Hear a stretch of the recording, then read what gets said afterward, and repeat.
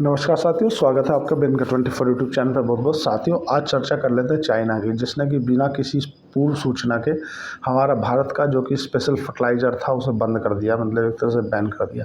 देखो साथियों, आपको पिछले दिनों का मालूम होगा कि सर्विस ने जो गाड़ियों के अंदर काम आने वाला रियल अर्थ मटेरियल्स था उस पर भी उसको भी भारत में बैन लगा दिया था। अब वो भारत में इन्होंने बैन तो लगा दिया था, लेकिन अभी तक भी उस पर कोई संधि नहीं हो पाई है। मतलब अभी भारत को ये रियल अर्थ मटेरियल्स चाइना नहीं दे रहा है।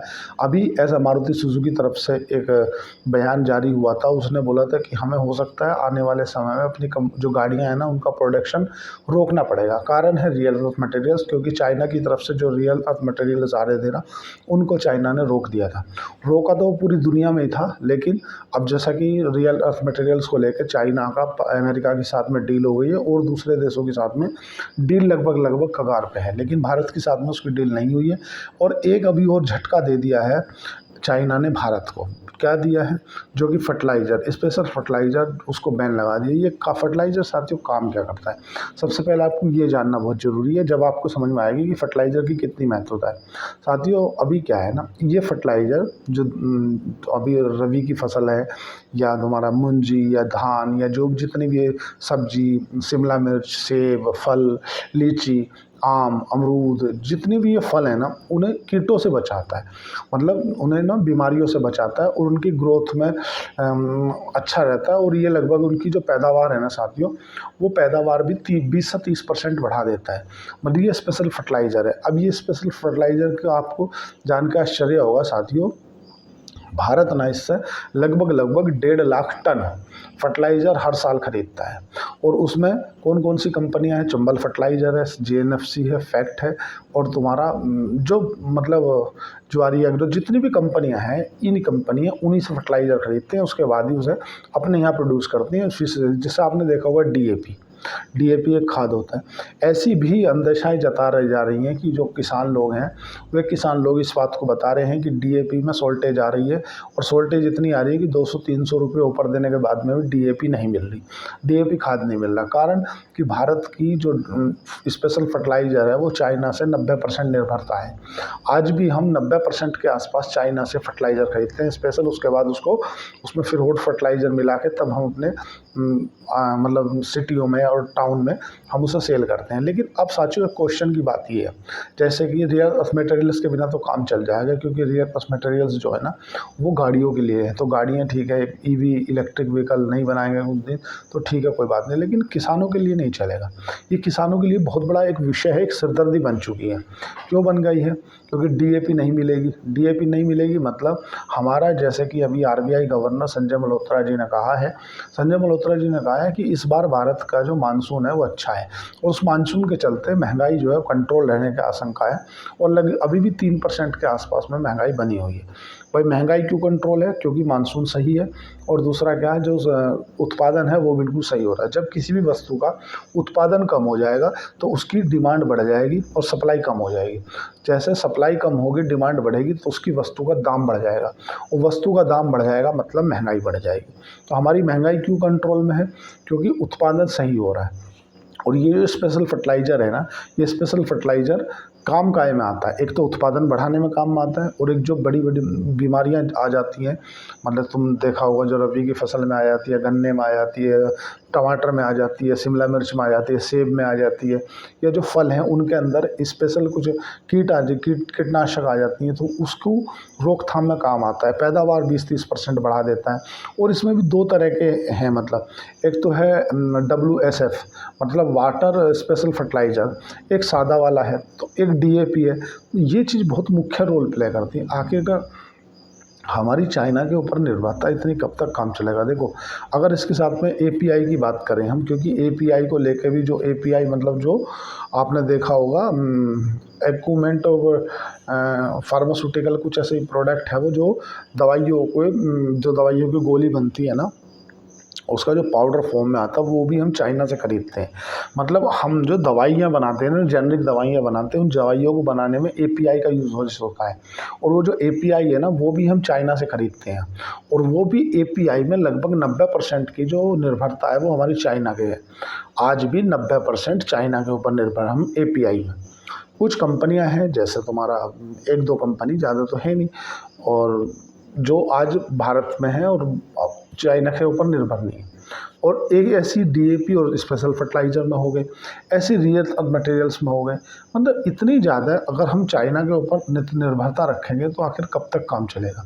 देखो, एक बार को ईवी से काम चल सकता है, लेकिन किसानों का नहीं चलेगा, क्योंकि किसान सबका पेट पालता है।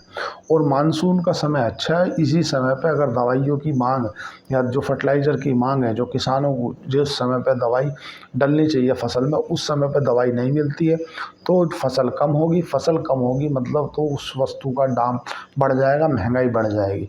महंगाई बढ़ जाएगी मतलब जीडीपी घट जाएगी, महंगाई बढ़ जाएगी, फिर से देश जो ना वो आर्थिक गतिविधियाँ खराब हो जाएंगी। जैसे अभी देश की आर्थिक गतिविधि अच्छी हो रही है, वैसी खराब हो जाएगी, क्योंकि किसान लगभग आज भी भारत के अंदर 60% से ज़्यादा लोग किसान हैं।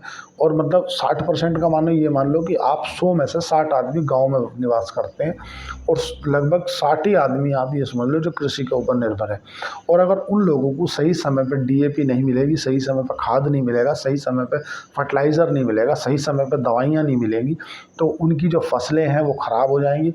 फसलें ख़राब होने से सबसे पहला क्या होगा, डिमांड एंड सप्लाई का गेम बिगड़ जाएगा। और डिमांड एंड सप्लाई का गेम बिगड़ने से जो देश के अंदर है ना, अनियमितता फैल जाएगी, मतलब कुछ वस्तुओं के दाम उथल पुथल हो जाएंगे।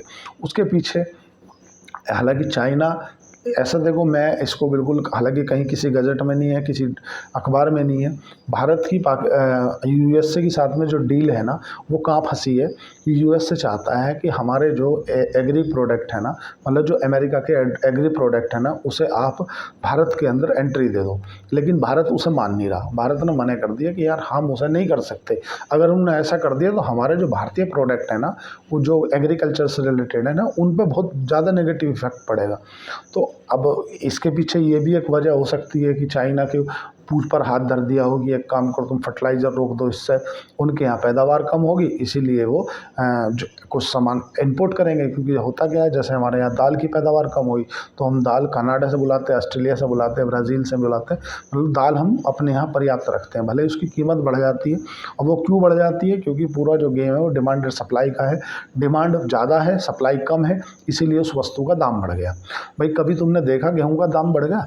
अभी ऐसा तो नहीं सुना कि गेहूँ 180 रुपये किलो हो गया, क्योंकि गेहूँ भारत में उत्पादन होता है और पर्याप्त मात्रा में जितना हो रहा है उससे ज़्यादा, मतलब जितना खाया जा रहा है उससे ज़्यादा हो रहा है, तो इसीलिए बराबर समतल है। लेकिन दाल जितनी कंजप्स हो रही है उससे ज़्यादा नहीं हो रही, मतलब उससे 1/3 हो रही है। तो दाल हमें दूसरे देशों से इंपोर्ट करनी पड़ती है, और दाल हमें दूसरे देशों से इंपोर्ट करनी पड़ती है, तो दालों के जो रेट है वो आपको अनाप शनाप दिखेंगे। यार ये बोले अभी तो 60 चल रही थी, अब 120 हो गई, यार अब से 180 हो गई, 140 हो गई। क्यों हो गई? क्योंकि हम दाल दूसरे देशों से इंपोर्ट करते हैं, हमारे पास में दाल का उतना उत्पादन नहीं है जितनी की खपत है। और अभी कोई दाल बोना भी पसंद नहीं करता, क्योंकि दाल का जो तुम्हारा अरहर की दाल है, अरहर की दाल पूरे साल भर ले जाती है, साल भर भी नहीं हो पाती। और जो छोटी दाल है, मतलब जैसे हम आप मूंग दाल या उड़द, ऐसी में उनमें जो बीमारियां ज़्यादा आ जाती हैं, या कहीं भी आदमी बोने से उनको किनारा करता है, जिस कारण से हमारे यहाँ दाल का कंजप्शन ज़्यादा है और उसकी पैदावार कम है। ऐसा ही सेम चाहता है चाइना भी, कि चाइना ये चाहता है इनके यहाँ फर्टिलाइज़र रोक दे बिना किसी पूर्व अनुमान के, मतलब उनने कोई पहले से सूचना नहीं दी कि मैं आपके यहाँ का फर्टिलाइज़र रोक दूंगा। फर्टिलाइज़र अगर वो पहले बता देता कि मैं भारत का फर्टिलाइज़र रोकने वाला हूँ, तो भारत क्या करता कि अल्टरनेटिव रास्ते ले लेता। लेकिन ना तो वो बोल रहा कि मैं तुम्हारा फर्टिलाइज़र इस वजह से रोक रहा हूँ, बस रिलीज़ नहीं कर रहा, मतलब उसको परमिशन नहीं दे रहा निकलने के लिए। और अगर सही समय पे भारत के अंदर फर्टिलाइज़र की स्थिति या दवाइयाँ नहीं पहुँची ना, तो हमारी जो पैदावार है वो कम हो जाएगी, ये एक चिंता का विषय है। इसीलिए कहा जाता है कि किसी भी देश के ऊपर ज़्यादा निर्भरता भी ठीक नहीं होती। हम एपीआई में जो दवाइयों में काम आता है उसमें भी चाइना के ऊपर निर्भर हैं, और हम जो तुम्हारा अभी वर्तमान में डीएपी या मतलब स्पेशल फर्टिलाइज़र हैं उनमें भी हम चाइना के ऊपर निर्भर हैं, और हम जो रियल मटेरियल्स हैं उनके ऊपर भी चाइना के ऊपर निर्भर है। मतलब ये एक दुनिया के लिए बहुत बड़ा खतरा है साथियों। क्या दुनिया को चाइना अभी ट्रैक कर रहा है कि वो कहाँ किसको झुका सकता है। अभी ना देखो चाइना धीरे धीरे सब चीज़ों को, एक बार उसने दुनिया को झुकाने के लिए रेयर अर्थ मटेरियल्स का अमेरिका के बंद कर दिए, अमेरिका को घुटनों पे आके डील करनी पड़ी। अभी उसने भारत के कर रखे हैं। तो आखिर कब तक? हमें भी अल्टरनेटिव रास्ते देखने पड़ेंगे, क्योंकि ये बहुत बड़ी समस्या है, बहुत बड़ा खतरा है और इसे बहुत ही गंभीरता के साथ में लेना होगा सभी को। अगर चाइना का ये रवैया रहा भारत के साथ में, तो वो चाहता है भारत को इकोनॉमिक तरीके से तोड़ना, इसीलिए तो वो भारत के साथ ऐसे ऐसे गतिविधियां कर रहा। हो सकता है वो पाकिस्तान के चढ़ाई में आके भारत का फर्टिलाइज़र रोक रहा हो, क्योंकि भारत की जो ज़्यादातर कंपनियां हैं वे कंपनी फर्टिलाइज़र खरीदती हैं, उसके बाद उसमें से कुछ इंग्रेडिएंट वगैरह मिलाती हैं, फिर वो भारत के अंदर डिस्ट्रीब्यूट करती हैं। और अमेरिका भी ये चाहता हो कि यार भारत के अंदर जो पैदावार है वो कम हो, जिससे भारत अमेरिका के जो एग्रो प्रोडक्ट है ना, एग्रीकल्चर प्रोडक्ट है, उन्हें अपने भारत में एंट्री दे। अभी भारत का और अमेरिका का जो पेच फंसा हुआ है वो एग्रीकल्चर प्रोडक्ट को लेकर है। अमेरिका बोलता है कि आप हमारे एग्रीकल्चर प्रोडक्ट जो अमेरिका के हैं उन्हें आप भारत में एंट्री दे दो। भारत बोलता है मैं ऐसा नहीं कर सकता, क्योंकि भारत की 60% से जो ज़्यादा लोग हैं वो ग्रामीण क्षेत्रों में रहते हैं, तो इसीलिए मैं वो नहीं कर सकता। अब देखने योग्य रहेगी कि पैच कहाँ फंसता है। लेकिन अभी फर्टिलाइज़र की स्थिति ख़राब है। अभी जैसे कि HOC में भी जो हुआ, उन्होंने शंघाई कॉरपोरेशन में भारत को दोषी माना। जो तुम्हारा जफरेज पाकिस्तान के अंदर ट्रेन हाईजैक हुई थी, उसमें राजनाथ सिंह की तरफ से कड़े शब्दों में उसकी निंदा की गई है। जो राष्ट्रपति हैं उनको भी बोला गया है। और भारत के साथ में चाइना जब से गलवान घाटी का तनाव हुआ तब से कहीं भी अच्छे संबंध नहीं रहे हैं। चाइना चाहता है इकोनॉमी कहीं ना कहीं भारत की हिलाई जाए, क्योंकि लीडरशिप को तो हिला नहीं पा रहे। वो 15 साल हो गए, नरेंद्र मोदी हैं। पिछले 15 सालों से हर संभव प्रयास किया कि लीडरशिप हिल जाए। देखो लीडरशिप क्यों महत्व रखती है साथियों, आपको बात जान के आश्चर्य होगा कि हमारे पड़ोस में सब अपने हिसाब से सेटल हो गए। आप देखो शेख हसीना भारत की हितैषी थी, अमेरिका के बाइडेन सरकार ने उसे हटा के किसको, मोहम्मद यूनिस को, अपने पपेट को बिठा दिया।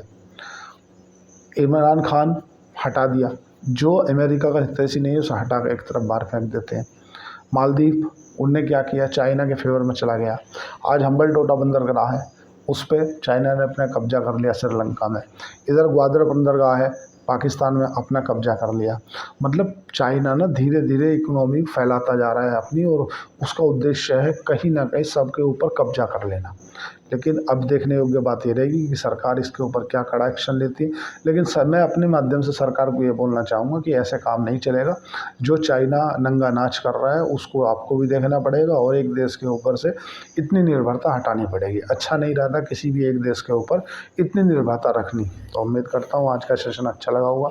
आज के लिए इतना ही। चैनल को लाइक करें, सब्सक्राइब करें, कमेंट करें। अगर आपको शेर खान के साथ डीमैट अकाउंट खुलाना तो नीचे डिस्क्रिप्शन पे जाके आप अकाउंट को ओपन कर सकते हैं। धन्यवाद, थैंक यू।